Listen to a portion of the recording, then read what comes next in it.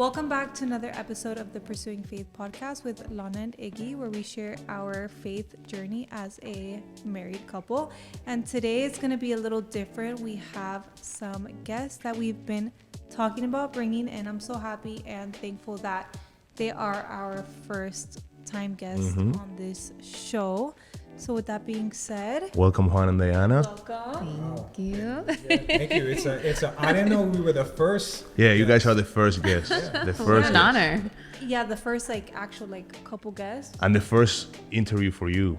Yeah. Because I did an interview before, but you didn't want to be part of it. When he was like, "Oh, I'm gonna go do an interview," I'm like, "Okay, great, babe. Like, good. You got go this. Do it by yourself. Yeah. I'm gonna be watching. You're gonna do behind the scenes." amazing. Yeah. Well, hopefully we don't bomb, and so we're not the first and then the last. No. It's gonna be great. Yeah, we're actually very excited and thankful for real. We wanted to, and we talked about in our last episode, we want to create a series, okay, bringing people that have influenced our faith, and started at our church, and there's a lot of people that we can have, starting from Pastor Louis, Pastor Dan, etc. But we wanted to, our audience is young, and we wanted to bring the leaders of the ministry where we serve. That again, I think that I said this to you guys before when we had lunch, I said it to you, that you're a couple that we look up to, in the way that you guys build your foundation in Christ and how you raise your family. And we didn't come from a Christian background. So having that example definitely shape us and help us grow. So we're very thankful for both of you. I'm very excited too. I hope that there's some parenting questions as well, because you guys done a great job with parenting as well. Thank you. Yeah. If you guys want, if you guys are not based in Miami, or if you're based in Miami and you're looking for a community to connect, to share scripture, to share prayer requests, to bond as a Christian family, make sure that you join our Pursuing Faith community on the community app.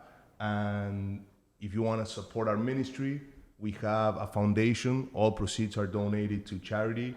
And if you guys want to purchase our Moments with God journal, it's for sale, and all proceeds go to our foundation. That being said, we have to give them their little gift that they have to. So these Moments with God journals, you guys have to give them to 2 people. Whatever, you guys can keep it. Oh, that's too. awesome. Yeah. That's amazing. We will. And we can We will talk to. definitely I gift asked this to Juan, and I don't want Awesome. to. I love it. I don't want to force this. Again, I'm not asking you here to put you on the spot, but if you guys want journals to take to a retreat, let us know, and we'll sort that out. Yeah. If you guys are going to use it, there's no. Absolutely. It's not forced or anything. Just because we have them, and if somebody can give use to them, that's great. That's awesome. That's awesome. Thank you. Thank you. Yeah. So that being said, let's get this going. So let's do an introduction of who you are, how you guys met, how you guys came to faith. So the floor is all yours. Take it away. Well, my name is Juan, right? And where we met, right? So we're originally from Brooklyn, New York. And how we met is the church that I grew up in. So I'm, about 5 years old, and where my parents got saved. That was my church, up until, I want to say I was 14. And then my parents moved on. The church kind of was on a decline, changing pastors and so on. And so in that period when we left, there was a new pastor that came in, and God really started to move through that pastor, and they got an influx of young people. And through one of their events, Diana ended up, coming to that ministry. So because that was the church I grew up in, I was always, still, I have friends there. So even though I was a part of another church, I was going back to that church, and that's where we became friends, part of the youth ministry. And so we were friends for years. Around what age was that? So I got saved when I was 14. Okay. And I met him maybe about a year and change into it. So I was definitely around 15, 16. We met each other. We were just friends in the youth ministry. You got this guy who was popular, so I couldn't stand him. He was so popular with all the girls. So I was like, ew. That's usually But we how it were really goes. good. We were really good friends, for a while. Like actual friends. Yeah, Like we didn't like there each was other. no There was no never interest. anything. We were Yeah, we were just legitimate friends. She was D Nice. I used to call her D Nice. Yeah, and he was just Coco. Coco. I didn't know his name was Juan Yes. for like 2 years. Wow. If you go back to New York, I mean, No one calls him me Juan. No one calls because him it's my Juan. childhood nickname, and it just stood with me everywhere I go. Even in Elevate, there's still people that when they hear her, she may slip up and be like Coco, and they be like, "Wait, who's Coco?" And boom, that's it. Then we have a couple people in Elevate that also call me That's that. awesome. But yeah, so we were just friends Yeah. for years. Where it changed for us was, I love telling this story. I want to It, hear Kills me. it was New Year's Eve, 2000? Yeah, 2000. Yes. The year 2000. Okay. Man, we've been in the game for a while. The year 2000. So our church used to do a New Year's Eve like party. Service, Like yeah. a service, not a like a It was a service, yeah. and then it would lead right after the ball drop. It would turn into like a talent show. Yeah, it was we would fun. have It was fun. It was a great games, time. things like that. But before that, it's a service going on. So Diana, she used to do like interpretive dance. She was a dancer, right? Growing. And so you think you know someone. interpretive dance. yeah, something you didn't know, right? And so the pastor's wife was singing, and Diana was dancing to that song. It's like a slow type of dance. And so I'm watching. Again, I have never looked at her in any other way, but she's there dancing. And all of a sudden, I promise, this I remember in my mind. She did like a spin or something. It's like the world slowed down. Her hair, everything. And I'm like, What's going on? I'm looking at D. I'm like, this is D Nice. Like, what am I like? All of a sudden, she looked beautiful to me, and I'm like, wow, she looks really good, And that was the night, January, 1st, 2001, where that interest was sparked. And so the issue is that I had a girlfriend at that time. Okay. So I was like, wait, no, I can't be looking. I have someone else that I like, and but it, in the next coming months, that relationship broke up, and then I started making my move in the summer of 2001, and then July 22nd, 2001, we made it official. Yeah. I should do a little spin for you. I'm like, okay, you gotta show me. Let your hair loose, I always say, and then just here's the lesson. She was serving the Lord. That's right. And if you want to find a great man of God, you gotta serve the Lord, And so she was doing her thing, and You're gonna see Alana with flags. I need to know that. she's move. going home YouTubing interpretive dancing for the Lord. For the Lord. That was funny. So that's where we started dating. July Yeah. 22nd, 2000. And we were super young. I was 17. He was Yeah, 19. I was 19. We were so young. Wow. So young. Maybe too young. We were too young. We made a lot of bad decisions. Yeah. And the relationship he was in, it was a friend of mine. Okay. So I was a terrible friend for a period of time. So lots of regrets, no regrets marrying who I married, I would marry him 100 times over. I would handle it differently. Yeah. Totally. To try to preserve that friendship that was never the same.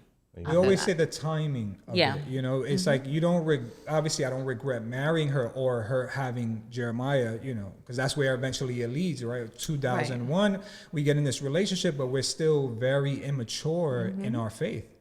And so now, we're making bad decisions where we don't have boundaries set in our relationship. And so now we're having sex, and we're, going down that path, and it's this vicious cycle. We hate it because we love the Lord, and but again, we're immature and we don't have the proper accountability, and so eventually it leads, to her being pregnant and having to deal with those consequences. And so I always say I don't regret having Jeremiah. Obviously, that's my firstborn, but I regret the timing of it all. I wish I would have did it God's way, because I'm like, if he turned it into this, imagine had we done it the way that God had wanted us to go.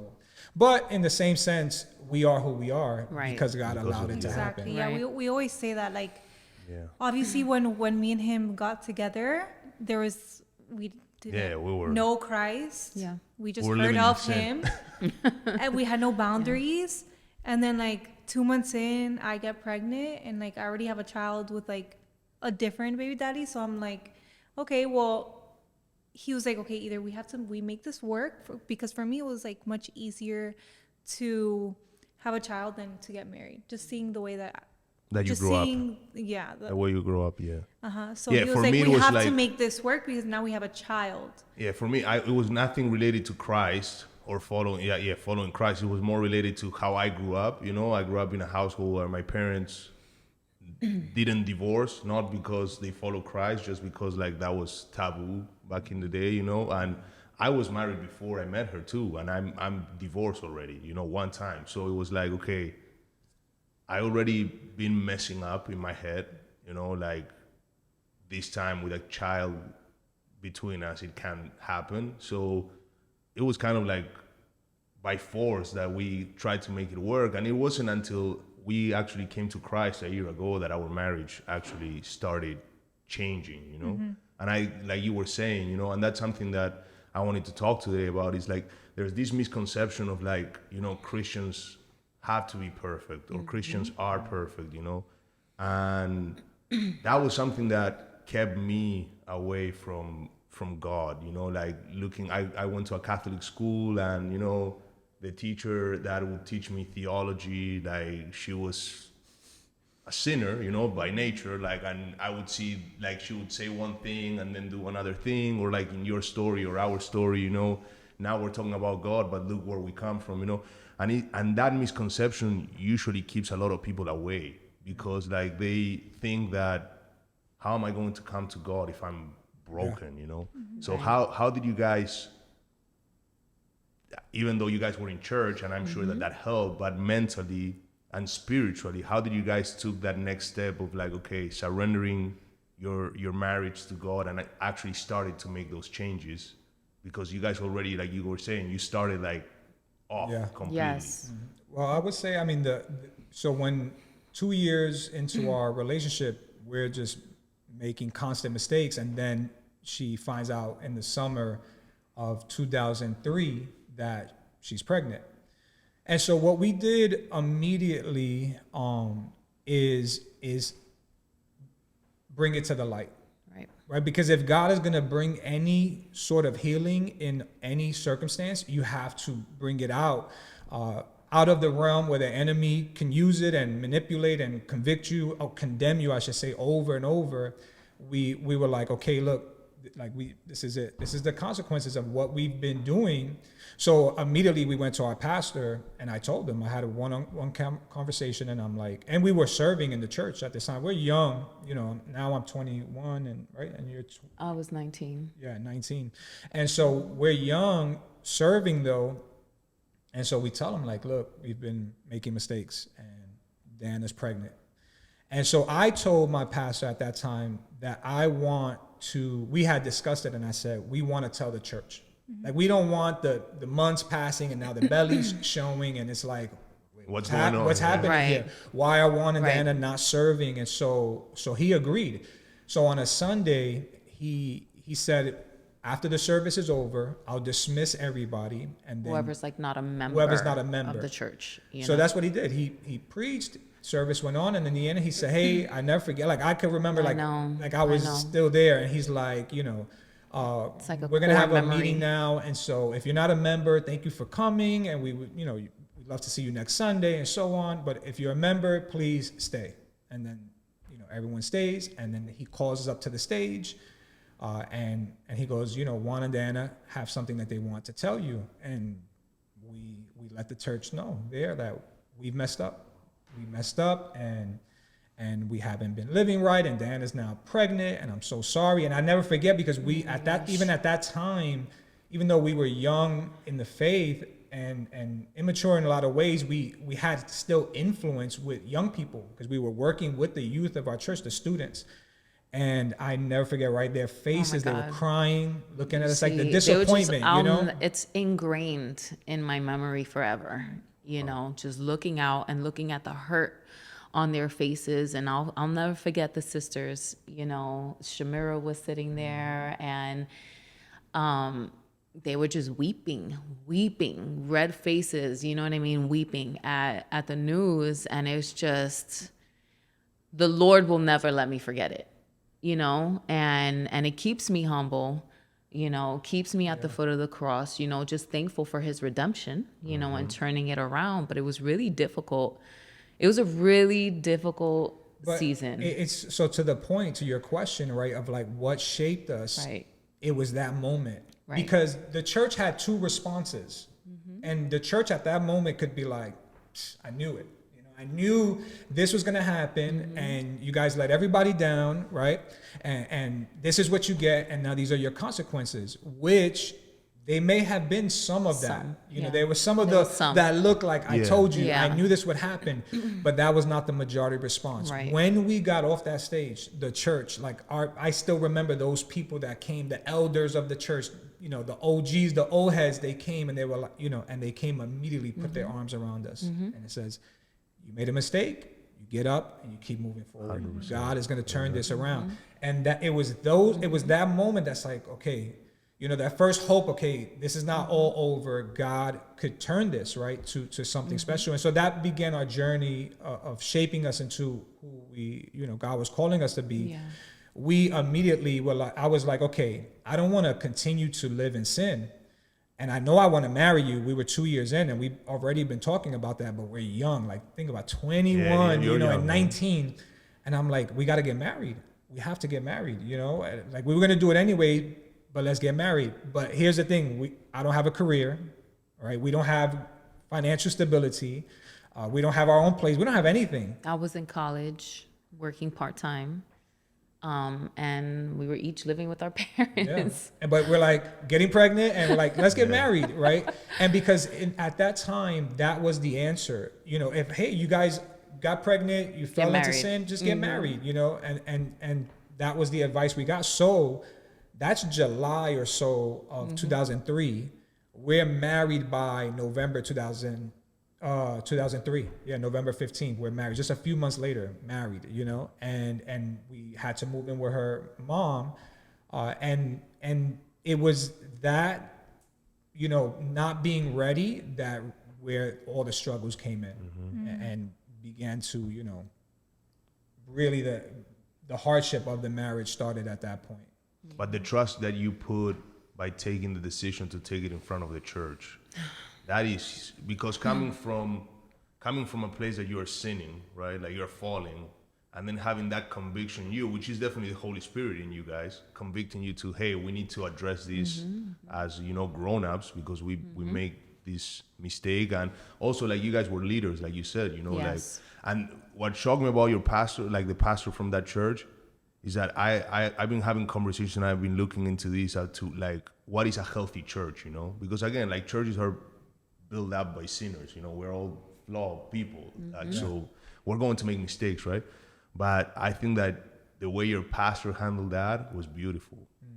Like, because he could have told you, which is, I think, where a lot of leaders,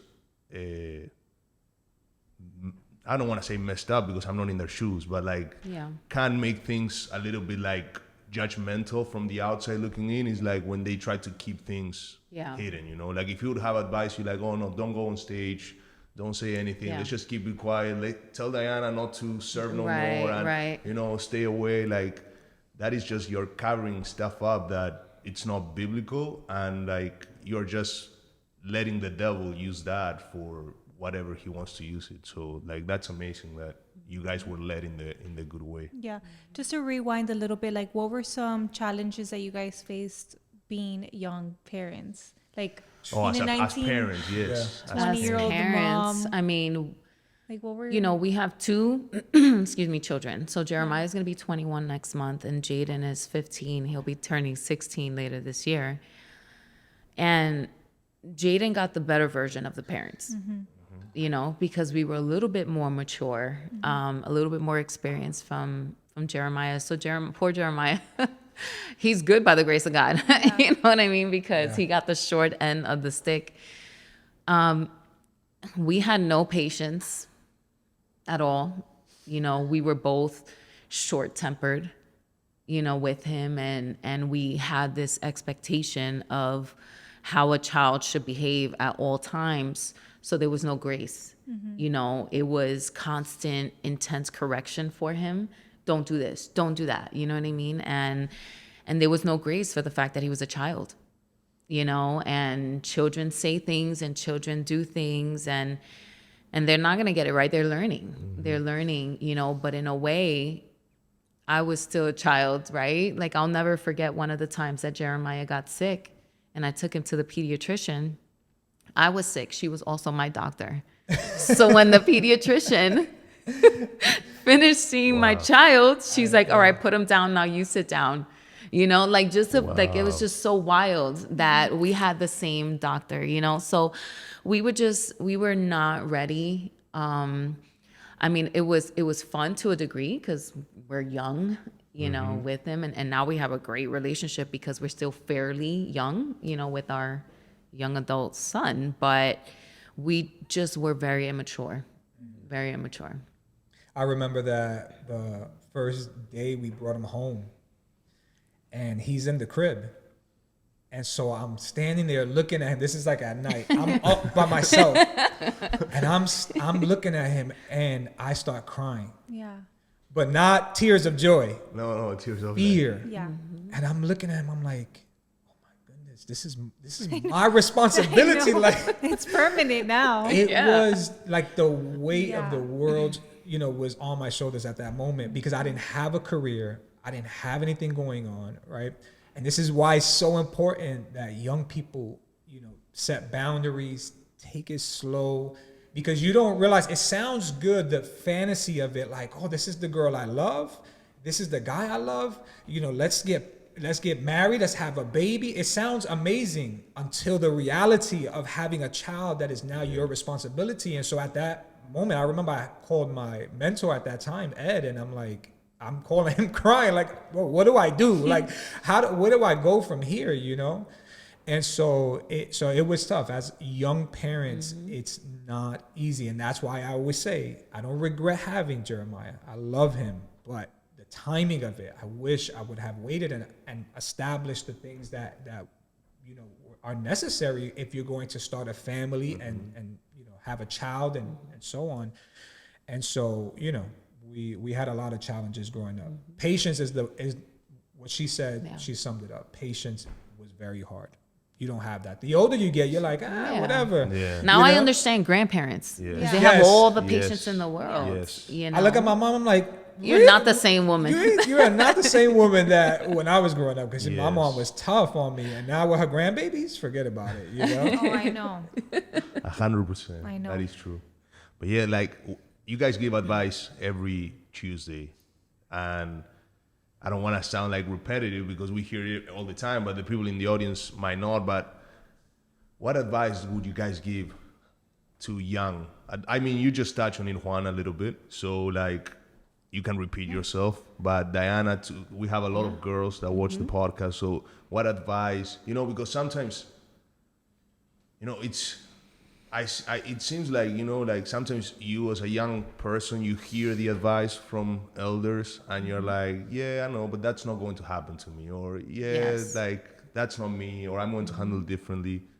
But I think that what you guys went through, actually, the Lord used to shape it. And that's why you guys now are the leaders of a young adult ministry, right? I think that if you guys wouldn't have gone through what you guys been through, you know, and acquire all the lessons and the way the Lord equipped you both, like, you guys will be the leaders of such a flourishing ministry, you know? So any advice that, you know, you might not have shared yet, but you want to share now? So for the young girls, you know, what I didn't have when I was their age was social media. You know, social media has changed the game. It has, it's been great in many ways. It's just like this podcast, right? The ability to pour into people. But I have seen such negative effects of social media on everybody's life, especially for young people, because there's this pressure to live a certain life that's not real, right? That's aesthetically pleasing on social, but it's not real, you know? And we all love love. we all want to be loved. We all want to have the butterflies. We want to be in the relationships. But with that, we try to play God and we settle. We settle. We settle for relationships that we know we have no business being in because we want love, you know? And before coming into the young adult ministry at Elevate Church, he was working with men and I was working with women as we were leading the Friday night life groups. And I did that for almost 6 years. And the amount of women that I've had to counsel because they chose wrong, you know, they chose wrong and they just, you know, they want to be married and they want to have guilt-free sex and they want all the cuddles and they want, you know what I mean? Like all these things that you want. And then now they're crying because they're like, this guy doesn't want to come to church. And I'll never forget one conversation that I had with a woman who was a young adult. And she wanted to leave her husband because she wanted a man of God. I'm like, sister, you're locked in. I'm like, that's not an option. You know, and I pointed her to 1 Peter 3, you know, verses 1 to like 3, you know, about what do you do if your husband doesn't listen to the good news? You win him over by your conduct. Amen. You know, you still submit to his authority. So for the girls, like I would tell them to just wait and not settle. You know, there's a way to judge character and not be judgmental in a critical sense. But yeah, we are still called to judge and you need to know someone by their fruit, you know? So slow down. Those that are in relationships right now, slow down. Yeah. You know, slow down because they have time. Granted, the Lord could come right now. And I think that's every single person's nightmare, thinking that the Lord's going to come before they get married. I'm like, you'll be fine. You'll be fine. You'll be with the Lord. Walking on streets of gold, you'll be okay. I promise. You know, but I think that they're disillusioned with what relationships look like on social media. And a lot of it is a facade. You know, it's hard work. Being married is hard, you know, and people don't value singleness as much as they should. Amen. I was just having a conversation on Tuesday with a young adult on that topic, you know, and I always tell any young adult, if you ask them, I say, slow. What should I do in this relationship? Slow. Take it slow, right? And so one of the young adults was asking me on Tuesday, do you think that there's one person that God has for you, right? So if you don't pick that one person, you're cooked, you know? and you know, what I told them is that, no, I don't necessarily believe that there's one person in the entire planet that God has for you, but he's given us the guidelines to be able to make a decision about someone that will honor him. And you have to take that seriously. You have to look at the things that God has made clear, like do not be unequally yoked, being one of them, right? And you have to look at these guidelines when you're choosing this person, whether they meet this criteria or not. And then prayer and a kind of, you know, having counselors and people to help you in that journey. But what I told them is that, but what you need to understand is that once you say I do, that just became the person. Because what's happening is you have married couples that they made a bad decision. They didn't follow the guidelines that the Word of God made clear. And now they have someone that they're not happy with necessarily, and they fall out of the butterfly stage.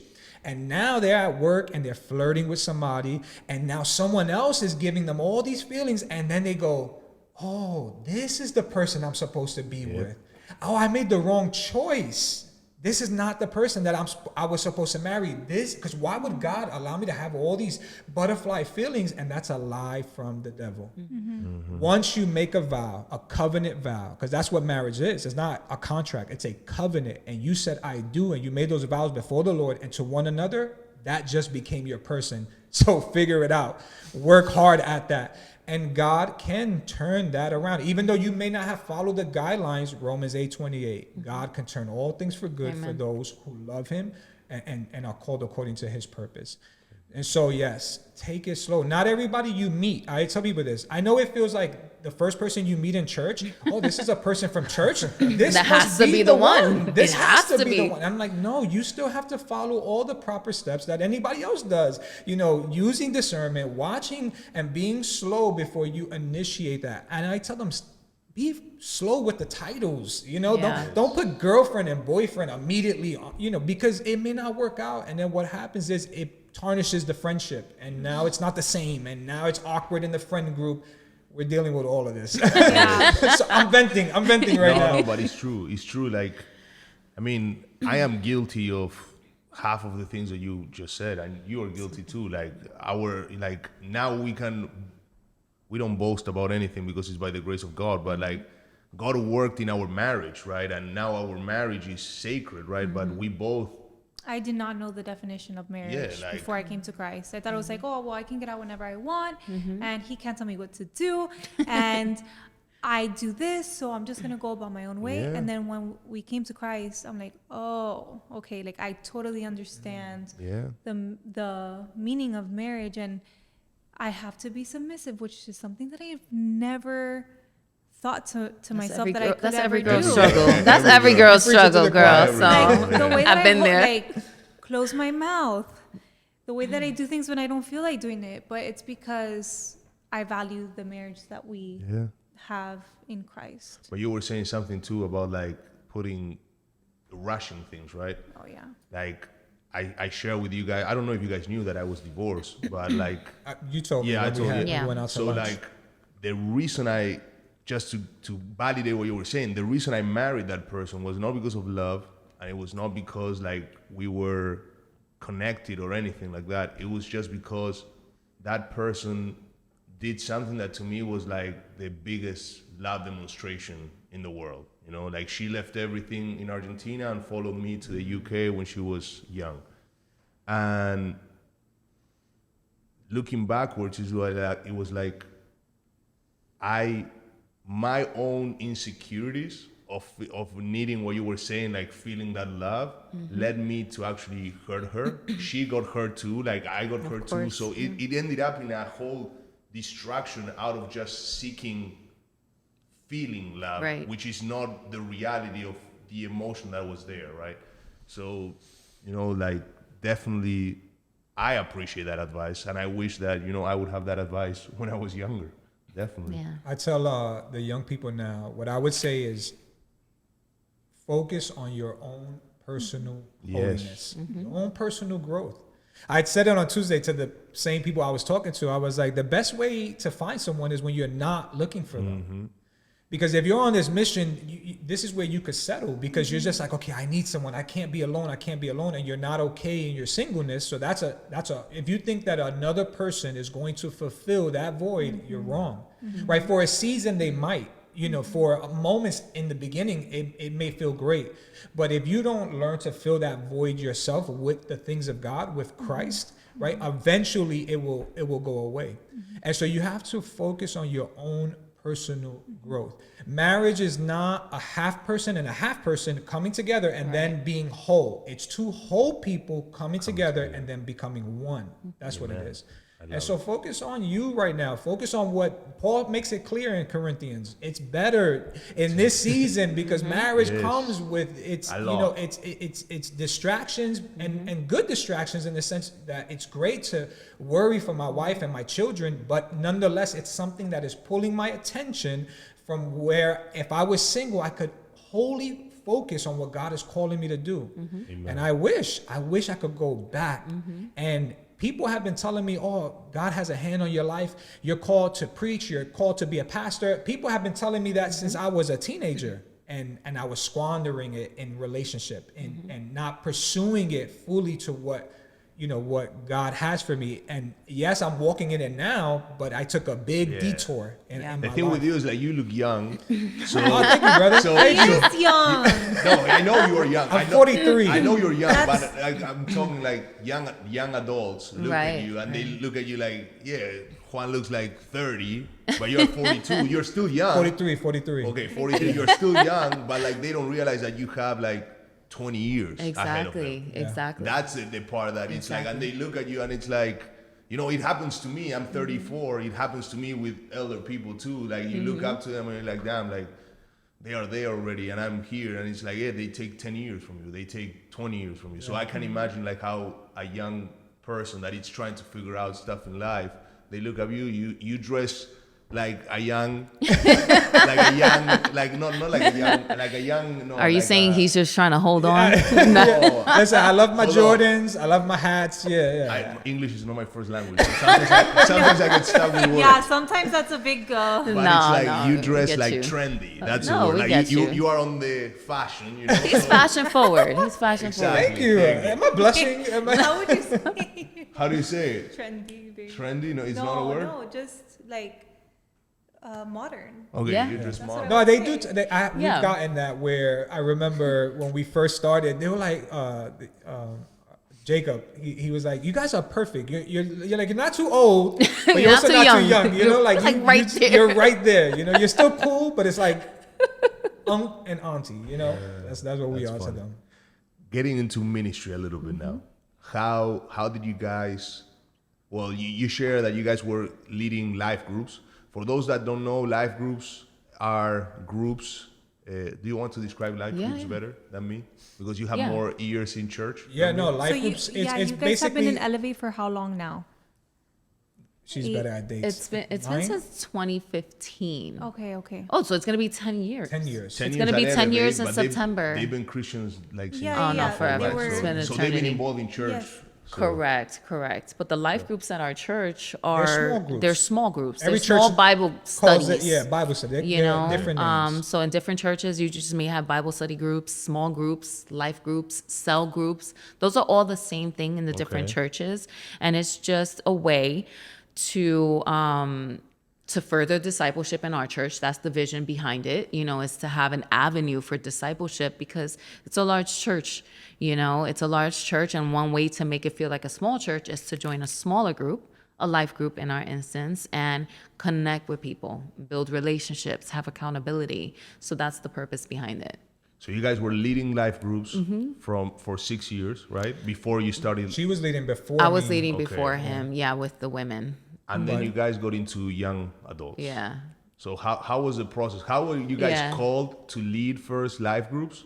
And then like how you guys moved from there to young adults? So it started with me first. One, we were just faithful to our life groups. You know, I had my life group leader. He had his life group leader. And, you know, one thing that the life group leaders do at our church really well is that they pay attention to the people that are in the group.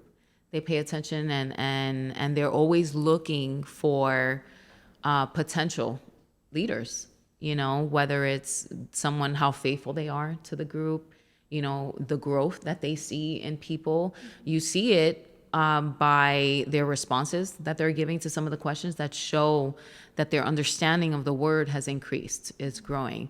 So at one point, you know, one of my leaders, I was always attending the Friday Women because I was in school. I went back to college here as an adult, you know, after having children and not being able to finish that. But I was always in school, and Friday nights were the only nights that worked for me.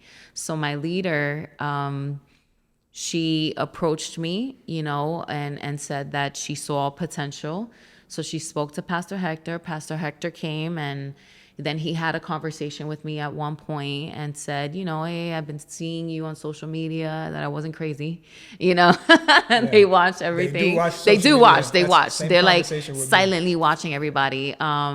So he's like, you know, you have a good testimony. And so he asked if I would be interested. And yeah, I said yes, you know, so it was a little nerve wracking, you know, because it was older women, right? And I'm coming in as a younger woman, and I'm like, what older woman is going to want to hear what a younger woman has to say? Young adults were not in the life. They weren't. When we started. They weren't. Same thing with the men. It was all older. It was all older people. How did you navigate it through that? Because one of the things, again, like us developing my faith and reading more and learning, one of the things that I recently struggle is with the idea of like younger women or men leading older men and women. So at the time, how did you how did you put your best foot forward on a situation like that? Well, I wasn't telling them how to live their lives and their experiences and necessarily what they were going through. It was a Bible study, Okay. So we're going there to learn the word and learn how to apply it.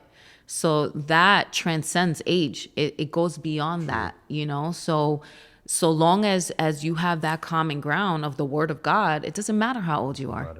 It really doesn't matter. So I just leaned into that. We were just learning and growing together. Amen. Yeah. Okay.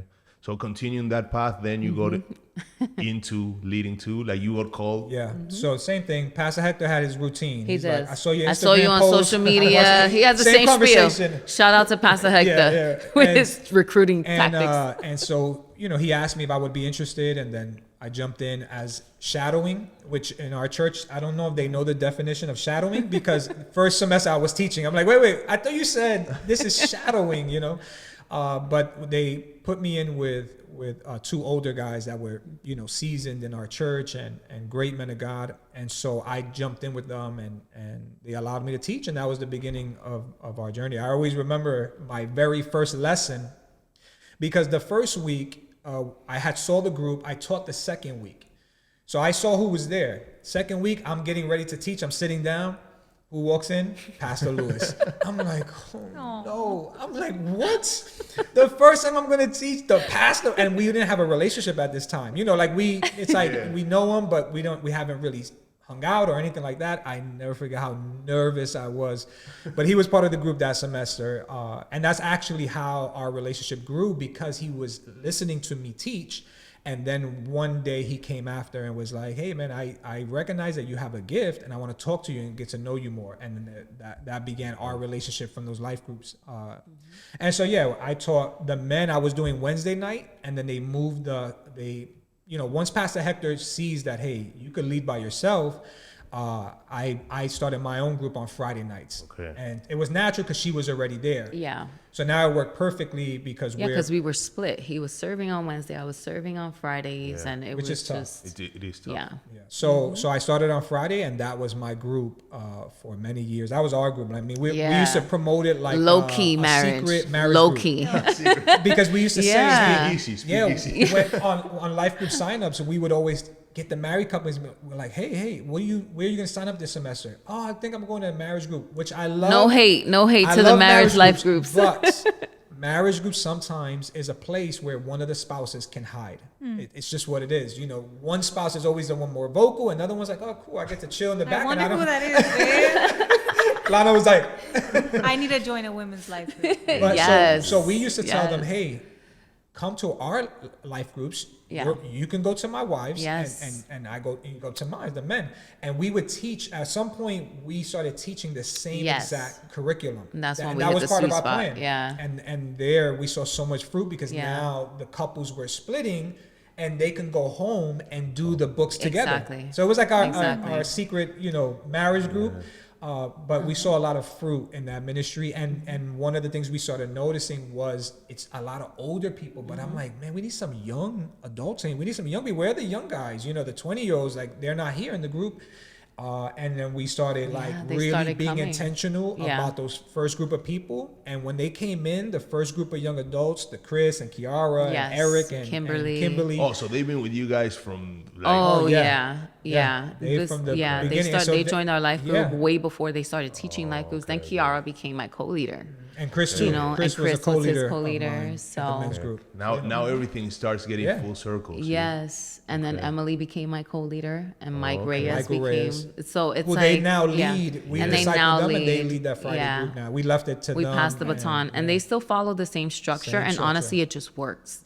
Because the women, they're married, relationships, and those that are single too. It's not like a marriage group, but they are having their girl time. There's nothing like a woman's life group. Nothing. Because you just have that space, and the same thing with the Yeah, guys. same thing for the guys. To I really think be open about what men are going through and what women are going through, and you have your sisters. Like, you lock arms with these people, and it's beautiful. So then all these young people started coming. Right. And I'll never forget the conversation that I had one day, Pastor Lewis, in the hallway of the chapel. He's like, hey, I wanted to talk to you and Juan, you know, he goes, there's a lot of young adults, and he's like, I just want you guys to pray about it, you know, but we were thinking that maybe you guys could lead a young adult ministry. And right then and there, I told him no. I said no. The Lord didn't show me that. I was like, no. I loved being with the women. I did, you know. And I loved being with the men. Yeah, and also Jeremiah was turning 18. And I'm like, we had such a hard time with him at that point, you know, with his teenage years. And we didn't want anything to push him away from us. You know, and a lot of kids are like that. Like, I don't want to be around my parents. So we're like, there's no way that we're going to go ahead and lead this ministry. And then now we're sacrificing our young adult to lead other young adults. And he wasn't as strong He in wasn't his at faith. He was all. still in that period of his life where he's learning, finding out about himself and rebelling. And so we, you know, when he joined the young adult life group that was there, he took a liking to it because he met some, you know, similar people, some, you know, some friends, and we started noticing that we're like, okay, this is like the first interest that we've seen him in church. And so when that came up, it was like, he's not gonna want to go because we're there. So then we shut it down, and God was like, oh, really? So what did he do? He changed the demographic of our life group. So it was And all it young. became predominantly young adults. Predominantly. It was massive, these groups that were there of young people. I remember one semester, we used to always do like awards, like, you know, just fun things at the end of the semester. And we used to give one to the youngest person in the group and the oldest. And that one semester, I gave one to someone who was 18. And then the other to someone who was 73. Wow. And I was like, this is amazing, you know, but they were there coming to our groups, and we started developing obviously relationships with them even before we actually led the ministry. So then it's like God brought them to us, you know, as much as we were trying to run away from it. So then pastor again.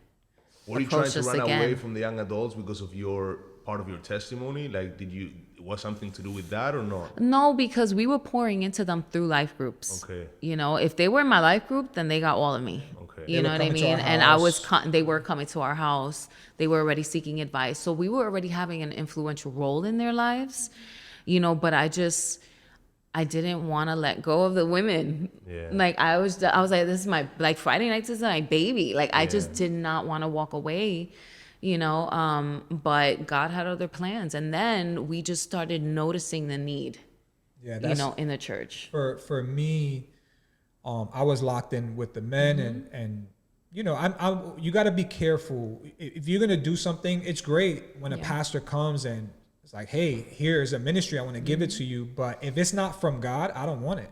If it's not a calling of my life, I'm not going to pursue it.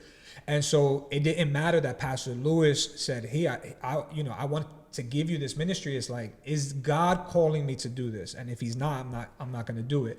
And what changed, and I remember sharing with Ignacio, was one Sunday I'm in the lobby. This is like a year after that initial conversation. So I wasn't even thinking about the young adults or any of that. No. And so I'm in the lobby of the new building now that we have. And I remember there, it's like everything kind of paused, and I looked and I noticed all the young adults that were there in the lobby. And what pressed on my heart at that moment, they looked like scattered sheep without a shepherd, because I saw groups of young adults. I saw the worship team young adults. I saw the friend group young adults that have been here the longest. I saw the new young adults that I don't even know who they are. And they weren't united. They weren't together. And it was that moment that God pressed that in my heart. And so I went back to her and I said, I think we need to pray again about the young adults.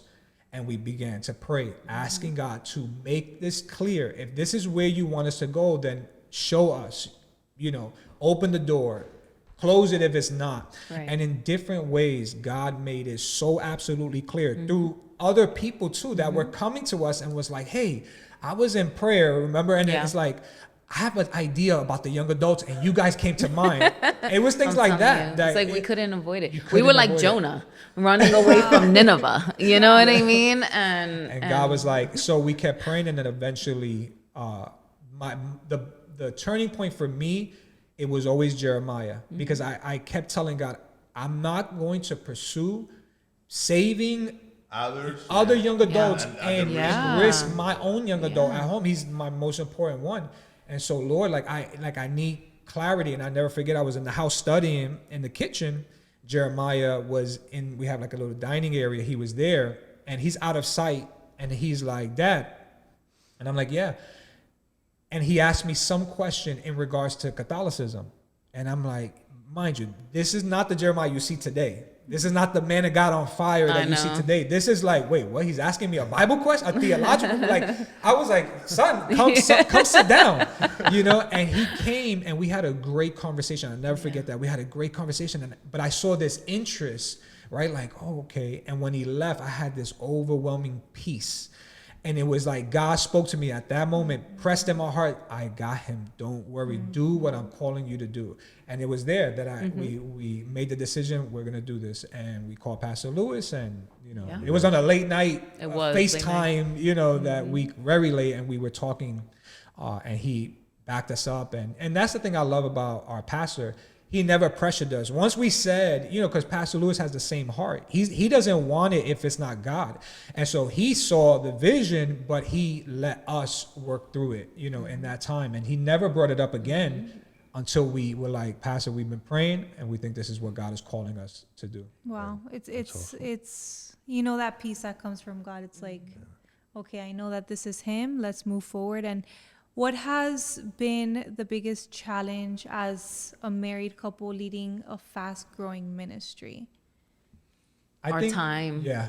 The hardest thing is always time. When you're in ministry, any kind, not even ministry, just you guys have a business, you have, so much that's going on, but your number one priority is your family. So finding the balance when you have two leaders, you have two like-minded callings, and finding that balance of making your children and your family the priority is always a challenge. And it's not one that I'm going to sit here and say we figured it out and we know the answer. We're trying our best to prioritize our children, their sports, the things that they're into and they want to do, but also the calling that God has on our life as it pertains to ministry, because family is your number one calling. Yeah. So time is always a challenge. I think our time, we do give our all. We do, and we wish we could do more, but there's just not enough time. There's a lot of need, which is why we're always looking for people to help, and partner. And that's hard too. Alongside. That is also very hard, because it's a big commitment, but it's sometimes slowing down even ourselves, like we've had to, we meet on Tuesdays. So it's like towards the middle of the week, and we've had to like carve out Wednesdays. And we do our best not to have meetings or calls, sometimes my calls with people will be 2 hours, you know what I mean? And we're just, I'm there and I'm counseling, and we try not to do that on Wednesday nights. It doesn't always work. You know what I mean? Well, we try. Something really cool on Wednesday nights. They do like family night. And Yes, they play games. we do. We do. Oh yeah, they love playing So, games. but now with an adult, like Jeremiah's going to be 21 this month, we have the new challenges because now he's in pursuit of his career, and now Wednesday nights are a challenge for him. So there's always that, where you're trying to navigate all the different seasons of your life, and you have to be willing to adapt. It's not always going to look exactly the same. Right. It's not always going to be a Wednesday night, but you have to be intentional about your time. And you have to show that the children need to feel that that ministry doesn't come before them. Correct. They need to feel like, no, my parents, even though they serve and they, do X, Y, Z, and God has called them, I'm a priority in their life. And that's the biggest thing that we try to convey to our kids, that you're a priority, you matter, and I'm going to give you as much of my time before anyone else, as possible. So it's always tough. Well, I have a question really quick, because this is something that I fear, like, as a new Christian and like as a parent raising like young kids. It's like one of my biggest fears is like, I don't want to push them away from Christianity, you know? So how do you guys like navigate that as parents, Well, especially with teenagers? we have always had non-negotiables. Okay. You know, Sunday is a non-negotiable. I don't care if you don't want to go to church. You're going to go to church. You know, so that's just something that we've instilled in our kids, whether they're participating in life groups or not and taking it to the next level. We were a little bit more flexible with that, but Sundays you had no choice. And even as adults, like if you're living in my house, you're going to church on Sunday. Yeah. You know, so that's one thing. I know when they were little, like Jeremiah has always been around ministry, you know, because even in Brooklyn, we were youth leaders. So we had like students, middle schoolers and high schoolers for a couple years.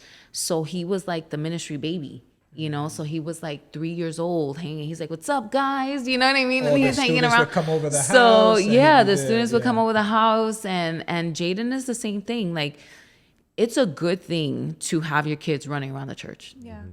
It's good for them. You know what I mean? So it's like our kids, you know, they know their priority, but they understand ministry too because they've been around it.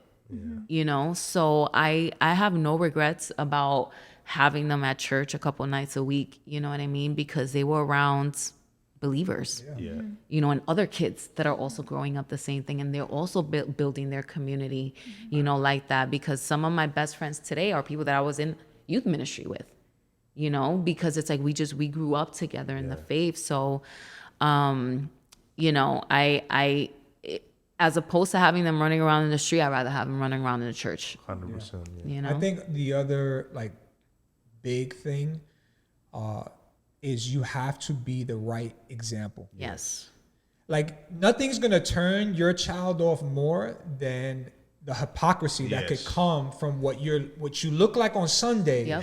But then it's like, Mom, you know, you be cursing and you be acting like this all throughout the week. That's gonna turn them off because you're not showing them the right example.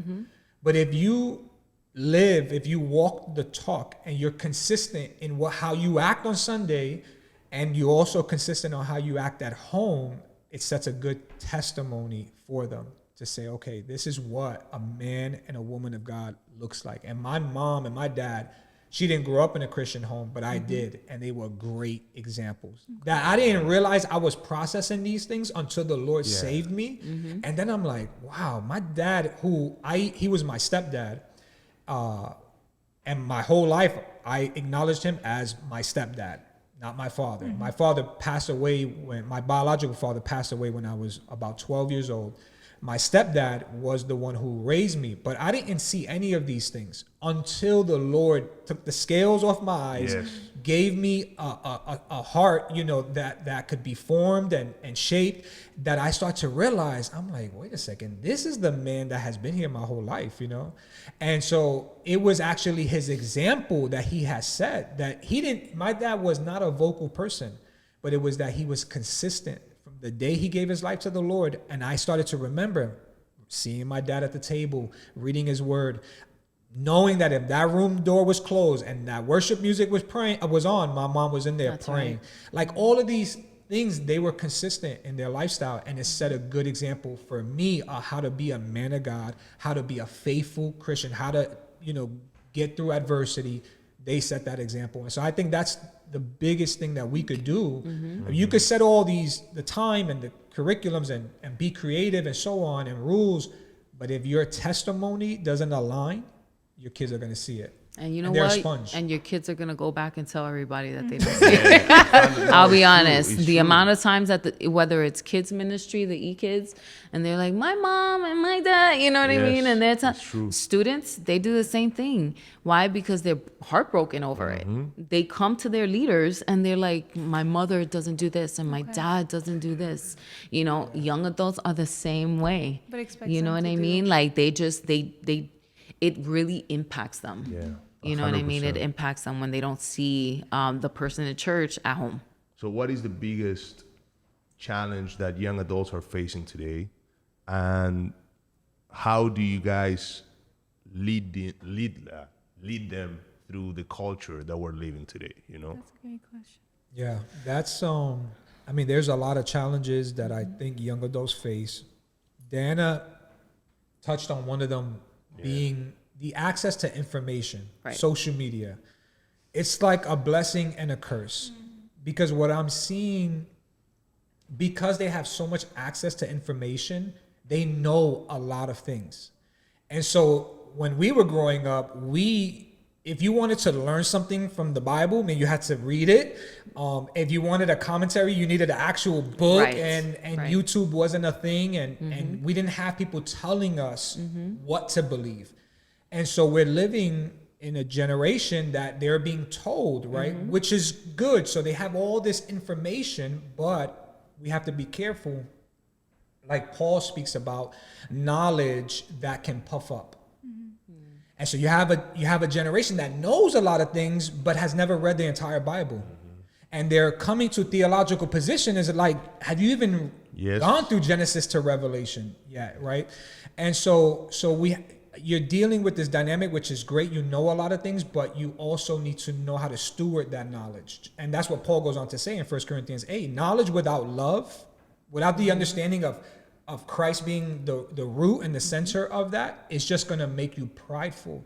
So we deal a little bit with that as it pertains to the young adults, where a lot of information, great, you know a lot of things, but you also need to, in humility, because that's where Proverbs teaches, in humility is where you find true wisdom. Wow. You know, that you're saying that's something that I myself had struggled with that. Because again, like for being a year-old Christian, I get told all the time, like I get, what's the word, like boost up. Can I use boost up? Yeah. Like I get praise for like. We would say in New York, gas up. Okay, gas up. I'm going to start saying that. I'm getting gassed up. I get gassed up because like I read the word and all these things, you know, but. Right. At the same time, you know, it's sometimes like I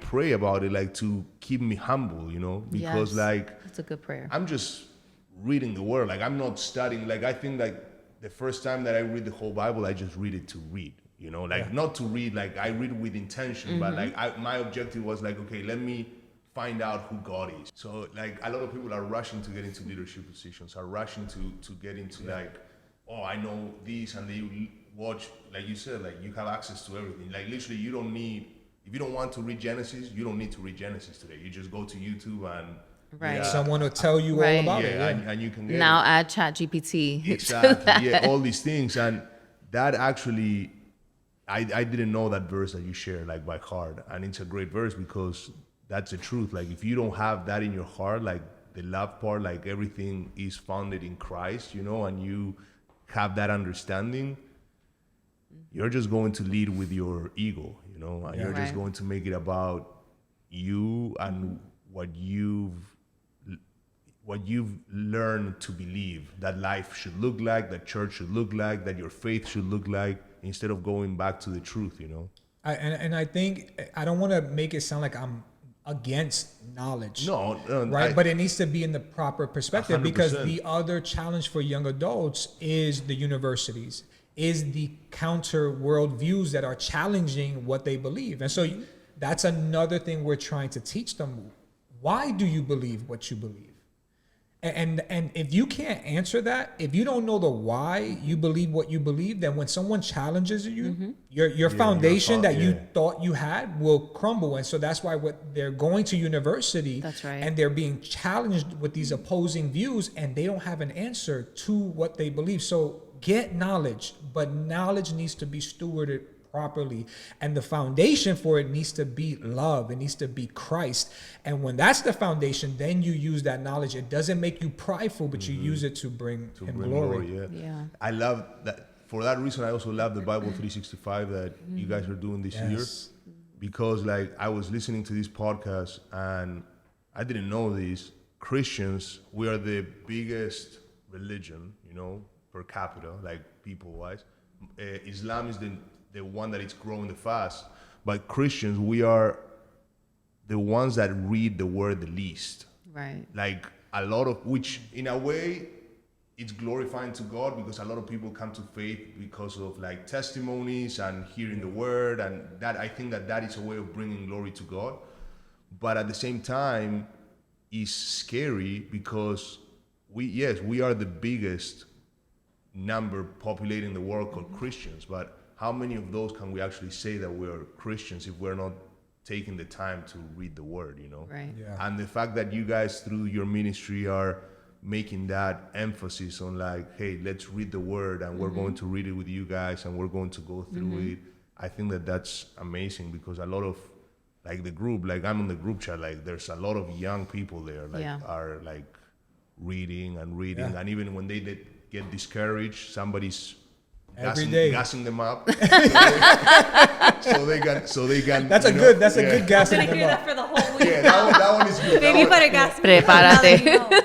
That's a good one. That's a good way of gassing somebody up. Yeah. So like I think that that's awesome, you know, because Hashtag gas. you are actually helping them get that knowledge. You know? Yeah. It was birthed from that, right? Like the Bible 365. When you look at, I think it's American Bible Society, they do the State of the Bible. They do this survey every year where they look at how we interact with the Bible all through different, generations. And Gen Z has scored the lowest in Bible engagement at 11%. And so, what they noticed is that not only did they score the lowest in Bible engagement, but they were the highest out of any other generation with depression, loneliness, right? And so you have to start asking, is there a connection between low Bible engagement and yet high stress, right? High mental health issues? And the answer is yes. Yes, there is. And so Bible 365 is just that. It's a call back to the Bible, right? To the scriptures. And we're committed to going through the entire Bible this year. So we're not just reading it, we're teaching it also. Correct. And that's the other challenge. But that chat, and you're in it, that chat is amazing. To see, I am encouraged every day. And I told one of our leaders in the group, I'm like, if I get one person, because I'm not a person about numbers, I'm glad at what God is doing. We have 200 plus young adults coming every single week. And I want to reach as many young adults as possible. But if I could get one person that has never read the entire Bible to read it this year, glory to God. Amen. I'll be happy. I'll be like, wow, that person never did it, and they did it this year. What's this? What are we doing? I'm scared. I'm scared. This is more for fans. So don't worry about it. I'm scared. It's called Fun Rapid Fire Questions. Oh, great. To see if there might be a lash on there, babe. You gotta take it out. I mean, that's what you long expect. lashes. No? It's fitting. We're here. Okay.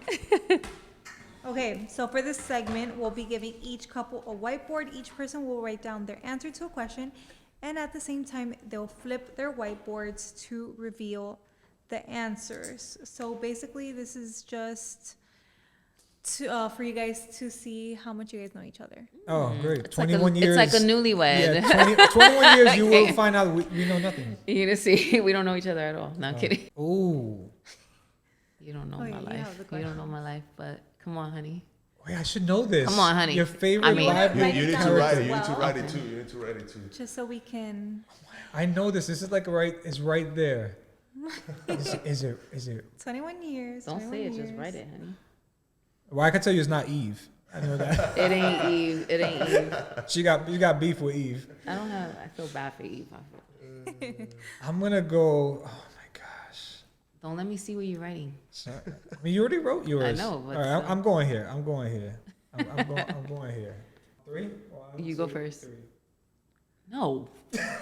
Paul the apostle. I went typical. Why'd you go woman?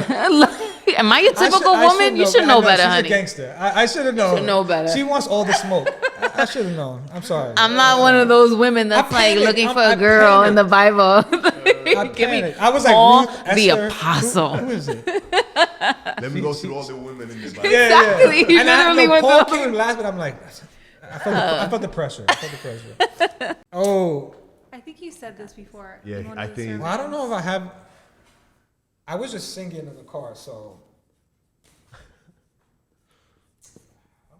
I remember you said like one of your favorite songs. I'm not gonna say it out loud. Yeah. In a sermon. In a sermon, yeah. My most favorite song. Don't overthink it, because I know what you're thinking at first, because you'll just stick with it. I'm gonna go recent. What I was just saying. Okay. All right. I'm confident in this Okay. one. Okay. You go first. The Heart of Worship, Michael W. Smith. Of course, know. of course, a woman is better. My I need to husband. listen to that song. Do we have Michael, This is Michael classic. W. This is Smith, but this is old. old school. It's old school. This is like 20 years ago. Yeah. You know. So I like more the old school songs because Yeah. it's how I grew up. So they remind me of all the bad decisions I made and how Okay. God has brought me so far. That's really Okay. what they do. So, Yeah. But yeah, Oh, that's easy for this that. is easy. This is easy. Yeah. This is easy. Oh. I promise you. I think we should do one more because that was kind of like. Come on, 21 years. I got this. I got I this. don't know. We He can thinks do I some- love All right, Ruth. ready? No. Couch and TV. Well, yeah, staying home. So it's the same thing. It's the same thing. Yeah, I love That's our favorite. We're always so busy that No. staying I love staying home, home. I cherish. Yes. Sitting on the couch, watching TV Yeah. together. I love it. Yeah. I love it. Or as one of the young adults says, rotting. Rotting. Rotting on the couch. Rotting on the couch. Just rotting Give on me the a couch. good rot day any day.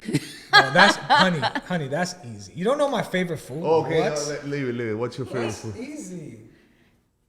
There's only one thing. It's always been one thing. Oh, yes. I don't know if it's still All right. So I believe his favorite food is chicken cutlets. There you go. fried chicken cutlets. Yes. Same thing. Honey, Babe, what's my favorite food? We're not playing. So We're we don't thank you have for thank you for joining us. going to wrap up the podcast now. We don't have enough more. We actually have two more. That's what we did. You guys like to play games, so. We Oh, love. Thank you so much for coming, guys. Thank Oh, you this guys. was a This good time. was- Thank you so much. I really, We're Time gonna fly. need a part 2. yeah, I really enjoyed it. I thank you. You guys been a blessing for us, for real. I know that we don't talk a lot as couples, you know, but like you guys have been a blessing for us. Amen. The whole church actually has been a blessing, but the fact that you guys gave us the opportunity to work along you guys and learn from you, like, really appreciate you. And then, how can people find you? Like, if you want to share the church, we share the church all the time when we talk, but you guys are here, so you guys can share the ministry, times, everything. Yeah, I mean, we meet on Tuesday nights at 7 p.m. at our church in Miami Lakes. It's Elevate Church. You can follow us on Instagram at goelevateyoungadults.com. We also are on YouTube at Go Elevate Young Adults. So we do upload the weekly services on there so you can catch up, follow along with Bible 365, and it's a great time. I hope that you guys enjoyed this episode. Comment down below #gas. No, I'm kidding. If you want to, it helps the I just learned engagement. a new word. Gassing up. Gassed up. So yeah, with that being said, don't forget to like, subscribe, and we'll see you guys on the next episode. Thank you.